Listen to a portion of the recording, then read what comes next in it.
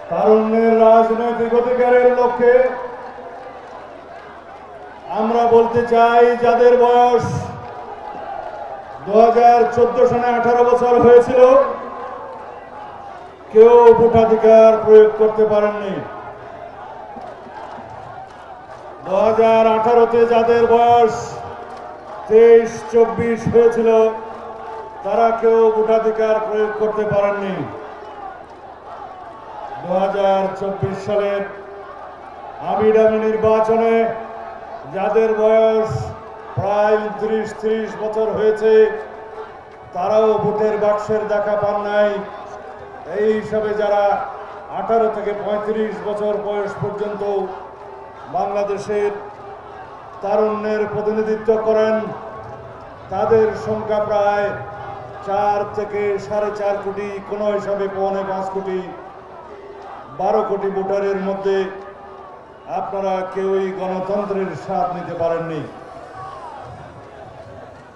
এমনি একটি ফ্যাসিবাদী অগণতান্ত্রিক পরিস্থিতিতে বাংলাদেশে সংগঠিত হয়েছে দক্ষিণ এশিয়ার বৃহত্তম এবং সারা পৃথিবীতে নজির সৃষ্টিকারী রক্তাক্ত গণ অভ্যুত্থান। যেই ছাত্র গণ অভ্যুত্থানের মধ্য দিয়ে আমরা বাংলাদেশে নতুন গণতন্ত্রের স্বপ্ন দেখি, এই দেশে গণতান্ত্রিক অধিকার আদায়ের স্বপ্ন দেখি, এই দেশের সকল সাংবিধানিক অধিকার আদায়ের স্বপ্ন দেখি। আমাদের শহীদদের রক্তের আকাঙ্ক্ষা, এদেশের ছাত্র যুবকদের শহীদদের রক্তের আকাঙ্ক্ষা, আমাদের জনগণের প্রত্যাশা, বাংলাদেশ এমন একটি বাংলাদেশ নির্মিত হবে যেই বাংলাদেশে গণতন্ত্রের জন্য আর কোনো রক্ত দিতে হবে না, যেই দেশে ভোটাধিকারের দাবিতে রাজপথে আর কোনো সংগ্রাম করতে হবে না, যেই দেশে বৈষম্যহীন সমাজের জন্য বাংলাদেশের কোনো রাজপথে কোনো বৈষম্য বিরোধী ছাত্র আন্দোলন করতে হবে না। সেই বাংলাদেশ যদি আমরা প্রতিষ্ঠা করতে চাই, তাহলে আমাদের ইতিহাসের দিকে একটু নজর দিতে হবে। কেননা সমস্ত ভবিষ্যৎ ইতিহাসকে ধারণ করে, এবং যে ইতিহাস ভবিষ্যৎ ধারণ করে সেই ইতিহাসকে আমাদের স্মরণ করতে হবে। আমরা মনে করি আমাদের সামনের ভবিষ্যতে আমাদের ইতিহাস ধারণ করা থাকবে, আমাদের বর্তমানও ধারণ করা থাকবে। আমরা দেখেছিলাম বাংলাদেশে একটি খুনের রাজত্ব প্রতিষ্ঠিত হয়েছিল। এটি একদিনে হয় নাই।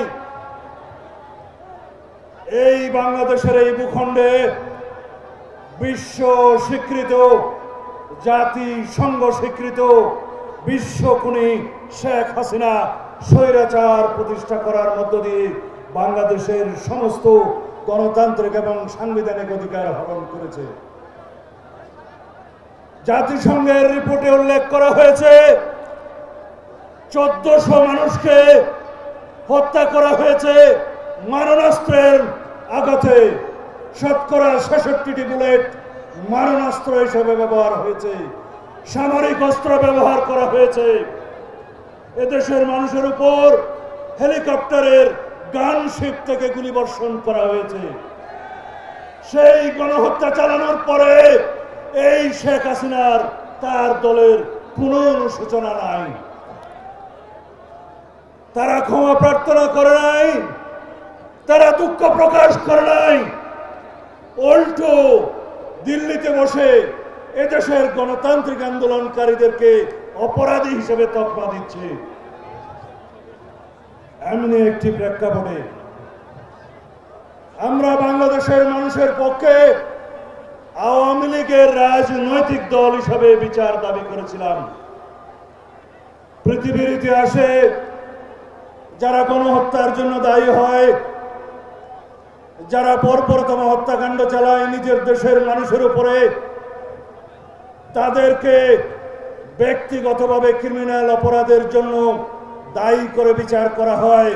সাথে সাথে সেই সমস্ত ফ্যাসিবাদী দলেরও রাজনৈতিক দল হিসেবে বিচার করা হয়। আমরা দাবি করেছিলাম সেই রাজনৈতিক দলের বিচার করা হোক, সংশ্লিষ্ট আইনে পরিবর্তন আনা হোক। সরকার করেছে, তবে অনেক পানি ঘোলা করে। আমরা আওয়ামী লীগের ইতিহাস যদি বলি, দীর্ঘ 15-16 বছরের ইতিহাসে শুধুমাত্র এই জুলাই গণহত্যার বিবরণ দিলে হবে না। তারা প্রায় 7,000-এরও বেশি মানুষকে, এই দেশের গণতন্ত্রকামী বিরোধী দলীয় রাজনৈতিক নেতা কর্মীদেরকে, সাংবাদিক সহ সমাজের সকল শ্রেণী পেশার মানুষকে তারা বিচার বহির্ভূত হত্যা করেছে। তারা অত্যাচার করে হত্যা করেছে, রাজনৈতিক নির্যাতনের মাধ্যমে হত্যা করেছে, তারা গুম করেছে, অপহরণ করেছে, বিভিন্নভাবে দেশের মানুষের গণতান্ত্রিক অধিকার হরণের জন্য সীমাহীন নির্যাতন নিপীড়ন করেছে। ফলাফল হয়েছে এই অত্যাচার নির্যাতন নিপীড়নের মধ্য দিয়ে আওয়ামী লীগ তার রাজনৈতিক মৃত্যু ডেকে এনেছে। রাজনৈতিকভাবে তারা নিজেদের অপসারণ নিজেরা করেছে এবং রাজনৈতিক মৃত্যু ঘটিয়েছে। এদেশের মানুষ ফ্যাসিবাদ মুক্ত হয়েছে। এই আওয়ামী লীগের ইতিহাস জন্মলগ্ন থেকেই এক দলীয় শাসন ব্যবস্থা প্রতিষ্ঠার ইতিহাস। 1975 সালের ইতিহাস 25শে জানুয়ারিতে মাত্র 13 মিনিটের ব্যবধানে এই দেশে সাংবিধানিকভাবে গণতন্ত্র হত্যার ইতিহাস। বাকশাল প্রণয়নের মধ্য দিয়ে নিজেদের রাজনীতিকে হত্যা করার ইতিহাস। এদেশে আওয়ামী লীগের ইতিহাস রক্ষী বাহিনী সৃষ্টির মধ্য দিয়ে 30,000 রাজনৈতিক নেতা কর্মীদেরকে হত্যার ইতিহাস। এমনিভাবে আওয়ামী লীগ শেষ পর্যন্ত 2024 সালে গণহত্যার মধ্য দিয়ে নিজেদের রাজনৈতিক মৃত্যু ডেকে এনেছে। আওয়ামী লীগের মৃত্যু হয়েছে রাজনৈতিকভাবে বাংলাদেশে, ঢাকার মাটিতে। দাফন হয়েছে কোথায়? দিল্লিতে। আমি এর বেশি যদি বলতে চাই সময় হবে না। আওয়ামী লীগের ইতিহাস পৃথিবী কুখ্যাত অর্থনৈতিক দুর্নীতির ইতিহাস। এই সরকার ক্ষমতা গ্রহণের পর একটি শ্বেতপত্র কমিটি গঠন করেছিল ডক্টর দেবপ্রিয় ভট্টাচার্যকে প্রদান করে। তারা রিপোর্ট দিয়েছে বিগত 15 বছরে আওয়ামী সরকার 4 লক্ষ কোটি টাকার বেশি খেলাপি ঋণের সৃষ্টি করেছে। ব্যাংকিং খাত, অর্থনৈতিক খাত দেউলিয়া হয়ে গিয়েছে। এই আওয়ামী সরকারের সময় রাজনৈতিক বিবেচনায় যেই সমস্ত লোন দেওয়া হয়েছে, যেগুলো আর আদায় করা সক্ষম হয়নি, সেই লোন, সেই শ্বেতপত্র কমিটি বলছে 24টি পদ্মা সেতু করা যেত এই লোন দিয়ে। আওয়ামী লীগের সরকারের সময় যে আর্থিক দুর্নীতি হয়েছে তার বর্ণনা দিয়েছে প্রতি বছর 2 লক্ষ কোটি টাকা বিদেশে পাচার হয়েছে। সর্বমোট 15 বছরে 29.5 লক্ষ কোটি টাকা বিদেশে পাচার করেছে এই দেশের মানুষের সম্পদ। আওয়ামী লীগ মেগা প্রকল্পের নামে এই দেশে মেগা দুর্নীতি করেছে। তার পরিমাণ এই শ্বেতপত্র কমিটি বলেছে 2,80,000 কোটি টাকা। এই কথা আমি বলছি না, যারা শ্বেতপত্র কমিটিতে কাজ করেছে ডক্টর দেবপ্রিয় ভট্টাচার্য সহ, তারা সেই রিপোর্ট প্রণয়ন করেছে এবং জাতির সামনে উপস্থাপন করেছে। আমি এইবার আসি আমাদের অন্তর্বর্তীকালীন সরকারের কথায়। ডক্টর মোহাম্মদ ইউনূস আপনার নেতৃত্বে গণ অভ্যুত্থানের পরে সাংবিধানিকভাবে অন্তর্বর্তীকালীন সরকার গঠিত হয়েছে, কিন্তু মনে করবেন না রোজ কিয়ামত পর্যন্ত আপনাদেরকে আমরা এই জায়গায় দেখতে চাইব। আপনার সরকার এখন মানুষ বলছে এনসিপি মার্কা সরকার। আপনার সরকারে এনসিপির 2 জন প্রতিনিধি বিদ্যমান, তারা উপদেষ্টা, তারা আবার এনসিপি সংগঠন করে, অফিসিয়ালি করে না, কিন্তু সবাই সবকিছু জানে, ওপেন সিক্রেট। যদি আপনি নিরপেক্ষতা বজায় রাখতে চান তাহলে সেই এনসিপি মার্কা 2 জনকে পদত্যাগ করতে বলুন। যদি পদত্যাগ না করে আপনি বিদায় করুন। আপনার সরকারে একজন বিদেশি নাগরিককে আপনি জাতীয় নিরাপত্তা উপদেষ্টা করেছেন। আপনার কি সেই আক্কেল জ্ঞান নাই? একজন বিদেশি নাগরিকের কাছে এই দেশের সেনাবাহিনী নিরাপত্তা সংক্রান্ত রিপোর্ট প্রদান করবে কিভাবে ভাবলেন? তিনি রোহিঙ্গা করিডোরের নামে, মানবিক করিডোরের নামে বাংলাদেশকে যুদ্ধক্ষেত্রে পরিণত করতে চায়। বাংলাদেশের মানুষের সাথে আপনি কথা বলেননি, এদেশের রাজনৈতিক দল সমূহের সাথে কোনো আলাপ আলোচনা করেননি। অত্যন্ত অ্যারোগ্যান্টলি আপনার সেই উপদেষ্টা বলছে তাতে নাকি কিছু যায় আসে না। এই জনসভা থেকে দাবি করছি সেই জাতীয় নিরাপত্তা উপদেষ্টাকে আপনি বিদায় করুন। সেই জাতীয় নিরাপত্তা উপদেষ্টা হয় নিজে পদত্যাগ করবে, না হয় আপনি তাকে বিদায় করবেন। এই দেশের নিরাপত্তা সংক্রান্ত কোন জাতীয় দায়িত্ব বিদেশি নাগরিকের হাতে থাকতে পারে না। এই নাগরিক ষড়যন্ত্র করছে বাংলাদেশে একটি অস্থির পরিস্থিতি সৃষ্টি করার জন্য। আমরা তা হতে দেব না। এই দেশে বন্দর, করিডোর সবকিছু নাকি ইউনূস সরকারের অধিকারের মধ্যে পড়ে। বিদেশে আপনি কি কন্ট্রাক্ট করে এসেছেন জানি না, আপনি অবলীলাক্রমে বাংলাদেশের সমুদ্র বন্দর, নদী বন্দর, করিডোর সব বিদেশিদের হাতে হস্তান্তর করবেন। কি চুক্তি করে এসেছেন? কি এখতিয়ার আছে আপনার? কি ম্যান্ডেট নিয়ে এসেছেন? আপনার একমাত্র ম্যান্ডেট বাংলাদেশে একটি সাধারণ নির্বাচন অনুষ্ঠান করা, সুষ্ঠু, নিরপেক্ষ, অবাধ নির্বাচন অনুষ্ঠান করা। আমরা বলেছিলাম যথেষ্ট হয়েছে। নির্বাচনমুখী যেই সমস্ত জরুরি সংস্কার করা দরকার সেই সমস্ত জরুরি সংস্কার আমরা পরামর্শ দিয়েছি। সেই সংস্কারগুলো অগ্রাধিকারের ভিত্তিতে আপনি বাস্তবায়ন করে ডিসেম্বরের ভিতরে এই জাতীয় নির্বাচন অনুষ্ঠান করতে হবে। আপনি আশ্বস্ত করেছিলেন, আবার আপনি সরে গেলেন। আপনি মনে করছেন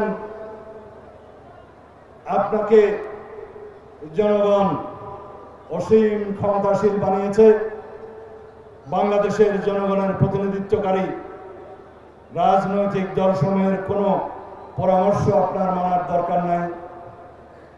যদি তাই মনে করেন, আপনার নিরপেক্ষতা নিয়ে সংশয় প্রকাশ হবে। ইতিমধ্যে কিছু কিছু উপদেষ্টা আপনার নিরপেক্ষতা ক্ষুণ্ণ করে উচ্চাভিলাষ প্রণয়ন করছে। তাদের উদ্দেশ্য অনির্দিষ্টকাল পর্যন্ত অনির্বাচিতভাবে যেন এই সরকার থাকতে পারে। আপনার কি অবশ্য উদ্দেশ্য আমরা জানি না। যদি কোনোদিন নির্বাচনের দাবিতে এই অন্তর্বর্তীকালীন সরকারকে ঘেরাও করতে হয়, তা হবে আমাদের জাতির জন্য একটি দুর্ভাগ্য। আপনি কি চান এই নির্বাচনের জন্য আপনার সাথে আমাদের কোনো দ্বিধাদ্বন্দ্ব সৃষ্টি হোক? এদেশের জনগণ সংশয় প্রকাশ করুক, এদেশের জনগণ যমুনামুখী লং মার্চ করুক, হুঁশিয়ার করে দিতে চাই। প্রফেসর ডক্টর ইউনূস সাহেব, আপনি বিশ্ববরেণ্য ব্যক্তিত্ব, সম্মানিত জন, আপনি সম্মানের সাথে বাংলাদেশে একটি অবাধ ও সুষ্ঠু নির্বাচন অনুষ্ঠানের আয়োজন করুন ডিসেম্বরের মধ্যে। যেই কথা আপনি আমাদেরকে দিয়েছিলেন, সংস্কার এবং বিচার চলমান প্রক্রিয়া সেটা চালু থাকবে যারাই সরকারে আসুক। অনন্তকাল ধরে আপনি বিচার এবং সংস্কারের বাহানা দিয়ে বাংলাদেশের গণতন্ত্রকে আপনি কণ্ঠকাঠিন্য করবেন না। যাদের কথায়, যাদের পরামর্শে আপনি বিভ্রান্ত হচ্ছেন, সেই ফ্যাসিবাদের দূষকদেরকে আপনার উপদেষ্টা পরিষদ থেকে অপসারণ করুন। আমরা আগেও বলেছিলাম, আপনার উপদেষ্টা পরিষদে আওয়ামী ফ্যাসিবাদের দূষর আছে, আমরা চিহ্নিত করে দিয়েছিলাম। এখন কিছু বিদেশিদের দূষর আছে, আমরা এখন তাদের অপসারণের কথা বলছি। আর যারা এনজিও মার্কা উপদেষ্টা আছে, যারা আপনাকে পরামর্শ দিচ্ছে, বাংলাদেশের জনগণের কথা শোনার প্রয়োজন নাই, তাদেরকে আপনি অপসারণ করুন। না হলে আপনি সসম্মানে বিদায় নিতে পারবেন কিনা আমি অন্তত সংশয় প্রকাশ করি। বাংলাদেশের ভবিষ্যৎ বিনির্মাণের জন্য দিয়ে একটি কথা বলি। আমরা বাংলাদেশের অর্থনৈতিক মুক্তির লক্ষ্যে গণতান্ত্রিক সংস্কারের মধ্য দিয়ে, রাষ্ট্রীয় কাঠামোর গণতান্ত্রিক সংস্কারের জন্য, সংবিধানের গণতান্ত্রিক সংস্কারের জন্য বহু পূর্বে, এই সরকার আসার অনেক পূর্বে ১.৫ বছর আগে ৩১ দফা প্রণয়নের মধ্য দিয়ে বাংলাদেশের মানুষের সামনে একটি আধুনিক গণতান্ত্রিক সমৃদ্ধশীল বাংলাদেশের স্বপ্ন দেখিয়েছিলাম। সেই স্বপ্ন বাস্তবায়নের জন্য আমাদেরকে ফ্যাসিবাদ বিরোধী আন্দোলন সংগ্রাম করতে হয়েছে, রাজপথে রক্ত দিতে হয়েছে। তারুণ্যের রক্তে ভেজা সেই রাজপথ, সেই বাংলাদেশ আমরা পেয়েছি। আমাদের জন্য উন্মুক্ত গণতন্ত্রের মাঠ এখন আছে। আমরা সেই ৩১ দফা বাস্তবায়নের মধ্য দিয়ে এদেশে সমৃদ্ধশালী গণতান্ত্রিক একটি মানবিক রাষ্ট্র প্রতিষ্ঠা করব ইনশাআল্লাহ। সেই রাষ্ট্র প্রতিষ্ঠার জন্য এই তারুণ্যকে অ্যাম্বাসাডরের ভূমিকা পালন করতে হবে। কি আপনারা রাজি?